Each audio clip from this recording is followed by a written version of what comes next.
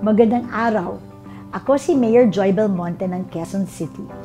Ang ADAC ay isang sangay ng DILG Multi-Sectoral Council na may suliraning tumugon sa mga programang kontra droga.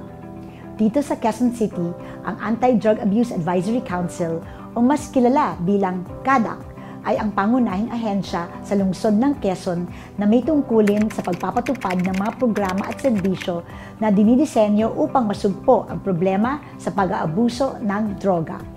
Hangad ng CADAC na makamit ang drug-free Quezon City sa pamamagitan ng pagbibigay ng tamang impormasyon, edukasyon at pagpapatupad ng programa upang makatulong sa pagbabago ng mga persons who use drugs o PWUDs.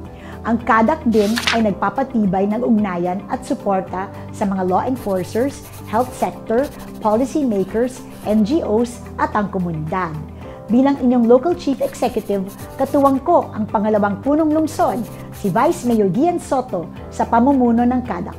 Kasama rin natin ang Quezon City Police District Director na si Police Brigadier General Antonio C. Yara na tumatayong Vice Chairperson. Ang CADAC Council ay binubuo ng 25 members na nagmula sa iba't ibang mga institusyon. Tinitiyak namin na ang lahat ng mga stakeholders at may kaugnayan sa paglaban sa droga ay may kamalayan sa pagbuo at pag-unlad ng mga programa at aktibidad ng ating tanggapan.